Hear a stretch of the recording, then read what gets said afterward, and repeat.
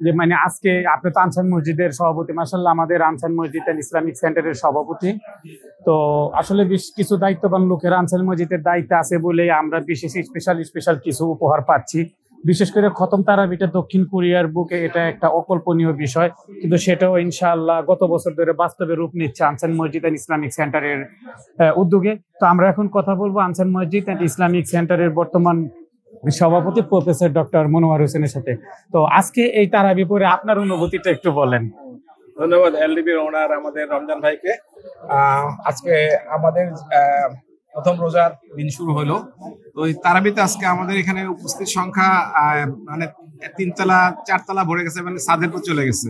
তো অনুভূতি বলতে যেটা বোঝায়, এটা আসলে খুবই ভালো লাগতেছে। কারণ হয়েছে গতবারও আমরা কিন্তু এত পরিমাণ লোক পাইনি, এবার আমরা যেভাবে পাচ্ছি। আর এবার আপনার বিভিন্ন দেশের লোকের সংখ্যা বেশি, বিশেষ করে আরবদের লোকের সংখ্যা বেশি, বাঙালি এবং আদার সংখ্যাও আছে। সেই হিসাবে আমরা খুব আনন্দিত যে আমাদের এই মসজিদে বিভিন্ন দেশের লোকরা আসতেছে এবং আমরা সবাই একসাথে খতমে তারাবি করতে পারছি। এটা একটা মূল্যবান জিনিস যে খতমে তারাবি পড়া। আমরা এই মসজিদে গতবার থেকে খতমে তারাবি শুরু করছি এবং আমাদের দেখা দেখি বলেন, আমাদের ইসি বলেন, অন্যান্য মসজিদে আলহামদুলিল্লাহ কোরিয়াতে অন্যান্য মসজিদে এখন অনেক মসজিদে খতমে তারাবি হচ্ছে। তো আমি বলবো এটা আসলে একটা ইউনিক অপরচুনিটি, বিশেষ করে আনসানবাসীর জন্য। এখানে আনসান মসজিদে খতমে তারাবি হয়, তারপরে ইফতারের সময় ইফতার দেওয়া হয়, তারপরে খতমে তারাবির পরে আপনি দেখতে পাচ্ছেন চার আসর আছে, বিস্কিটের আসর হচ্ছে। এবং একটা আসলে অনুভূতি বলার মতো না, অনুভূতি প্রকাশ করার মতো না, কিন্তু আসলে খুবই চমৎকার একটা দিন এবং চমৎকার একটা পরিবেশের সৃষ্টি হয়েছে। তো এই জন্য আসলে আমি খুব অভিভূত এবং আনন্দিত। আপনার কাছে আমার আরো একটা প্রশ্ন। আমরা তো জানি যে আনসার মসজিদ এন্ড ইসলামিক সেন্টারের তরফ থেকে সারা মাস জুড়ে ইফতারের ব্যবস্থা থাকে বা আছে, তো সেহারির ব্যবস্থা আছে কিনা?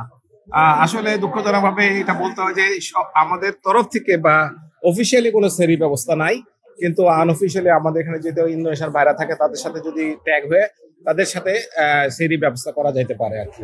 তো আমাদের মসজিদের পক্ষ থেকে নাই, কিন্তু আনঅফিসিয়ালি ব্যবস্থা আছে।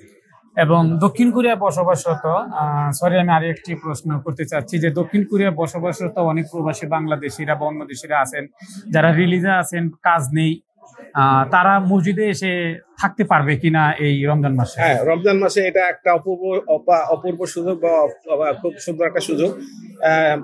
আমাদের 3 তলা ওপেন করে দেওয়া হয়েছে। সমস্ত ভাইরা, যেটা বাংলাদেশি হোক, যে কোনো দেশের ভাইরা হোক, রিলিজের ভাইরা হোক, পুরা মাসটাই থাকতে পারবেন এবং বিশেষভাবে ইবাদতের সুযোগটা পাবেন।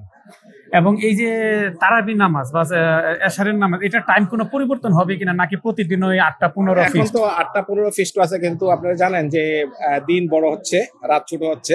সেই হিসেবে এখন 8টা-15, এটা হয়তো 8:30 পর্যন্ত যেতে পারে আর কি, হয়তো 15 দিন পরে বা 10 দিন পরে। আপনার মূল্যবান সময় এলটিভি 24 কে দেওয়ার জন্য আপনাকে অসংখ্য ধন্যবাদ। আপনাকে অসংখ্য ধন্যবাদ আমাকে সাথে থাকতে পারবেন। সুপ্রিয় দর্শক, দক্ষিণ কোরিয়া থেকে ইসলামিক প্রোগ্রামের আপডেট পেতে এলটিভি 24 এর সাথেই থাকুন। রমজান আলী, এলটিভি 24, দক্ষিণ কোরিয়া।